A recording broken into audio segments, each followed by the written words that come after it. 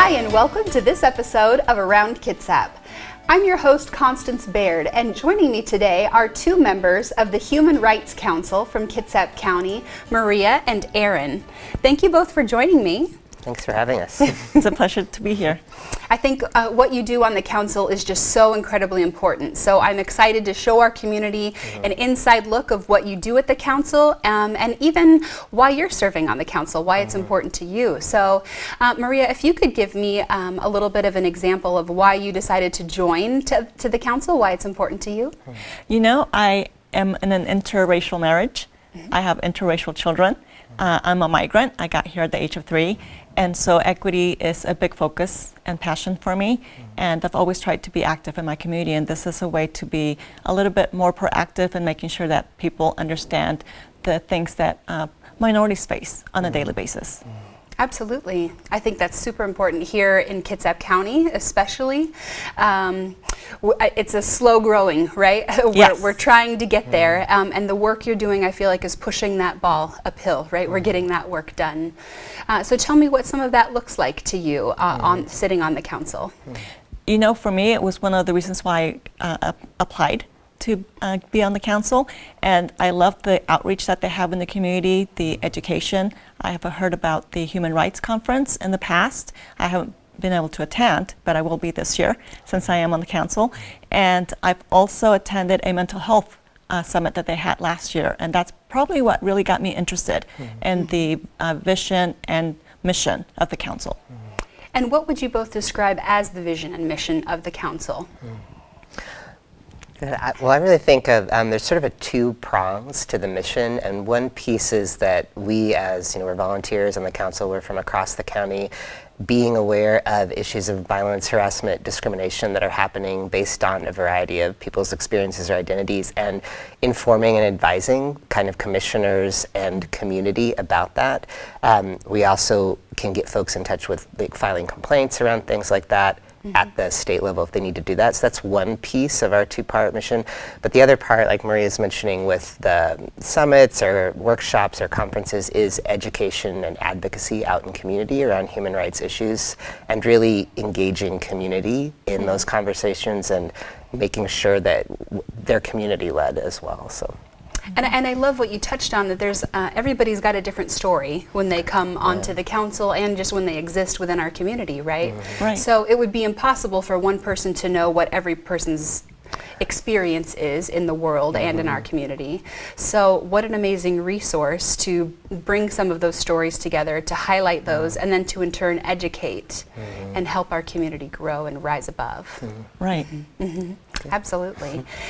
You talked a little bit about the council and why you serve, Maria. And Airen, how about you? For me, so we're the Council for Human Rights. For me, when myself individually and all of us in community are thinking about our rights, our human rights, but also the humanity and rights of others, it's a reflection on how much we're able to live up to and honor our own humanity. And so it's whatever opportunities I can have in community to build relationships and connections with people and talk about that. How are we honoring and taking care of all of our humanity? So I think that's really beautiful. How do you carry that with you on a day-to-day basis? I mean, when you're walking around every day, you know you are a member of this council that has, maybe one of the most important missions of any council in our county, right? How does that weigh on your heart personally? For me, it gives me the ability to see that we are all in a different place of seeing and experiencing our community. I know that 2.5 years ago, before my daughter came out to me as LGBTQ, I didn't realize the obstacles that she was facing in that as a member of that community. I was aware of it, but not intimately aware of it. And so my education level just kind of did this extreme hike when she came out to me, because it became personal. And I think being on the council gives me the ability to hear more stories, and I think as we hear the stories of other people, our expansion of other people's realities in our community grows, and we're able to respond to that a little bit more in a more compassionate way, instead of seeing that as a something that happens somewhere else or to someone else. It becomes more personal. Absolutely. And aren't kids just wonderful catalysts for learning Yes. more than you already know? They expand our scope so quickly. Yes, they do. They really do. They really do. And Airen, you? Well, I mean, Maria really put it well. I think listening is the main thing I think about in being a member of the council and just doing work out in community, being in my neighborhood, community organizing, whatnot. Listening to what people's experiences are, where they're being lifted up by community, where they're feeling marginalized by community. And I do think as members of the council, I think we have collectively have this responsibility, I certainly feel it personally, to try to advocate for and bring forward voices that are not heard as much when it comes to that marginalization. And we have a great group on the council that works together on that and challenges each other on that. And there's always opportunities to be involved. You know, if people want to apply to be part of the council, we have great conversations about just what you said, like making Kitsap County a place where people's voices are heard, and we're all doing that work together. You hear that, Kitsap County? They're talking to you. There are spots available on the council, and you can certainly apply. You can do great work also. So I'm curious, how did the council get started originally? So there was, and I'm forgetting the year, I believe it might have been 1999, there was a cross-burning, a racist incident of cross-burning in Kitsap County. And that was not the only thing. I think there was like energy around community organizing and human rights issues in Kitsap County prior to that. But that was certainly a precipitous incident that helped to start the council. And it's been around for, if I'm getting my year right, at least 20 years.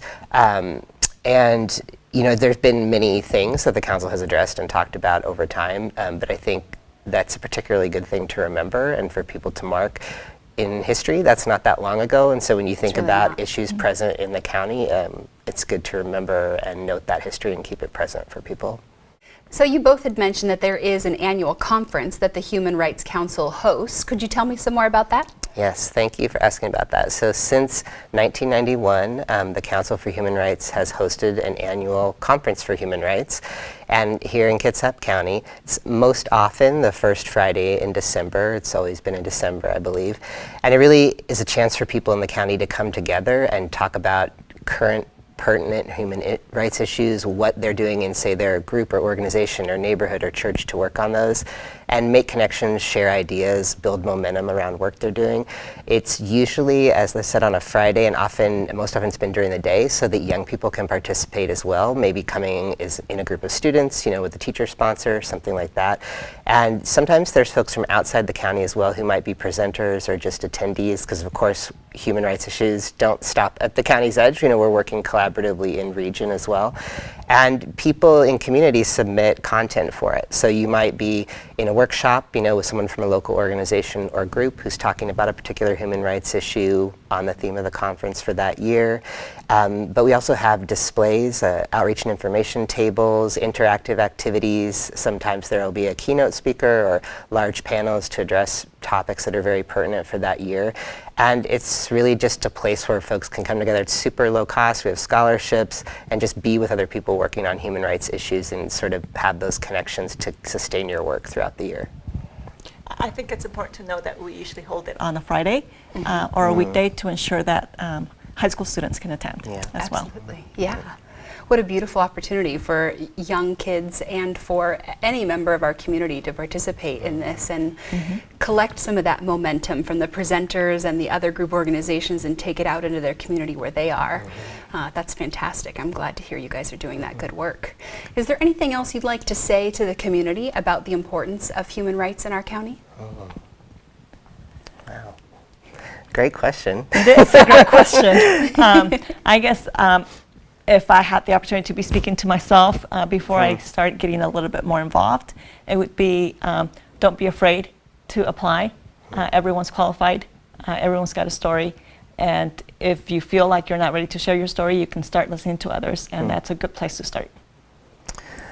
I think I would add, sometimes when I'm talking with folks about our work, I have a sense that they're approaching the concept of human rights with a sense of fear or anxiety, and I would just say that when we are coming together to think about our humanity and lifting it up, really that's joyful work. And so not to be intimidated if you feel like you're going to say something or do something wrong, but enter it with that point of view of you're there to lift everybody up. How beautifully said. I can clearly see why you're both are serving on this council, and I appreciate that you're out there doing good work. We need it, and we as a community appreciate you. Thank you for being here today to spread the word. Yeah, thanks for having us. And we hope to see all of you at a human rights conference coming to you soon.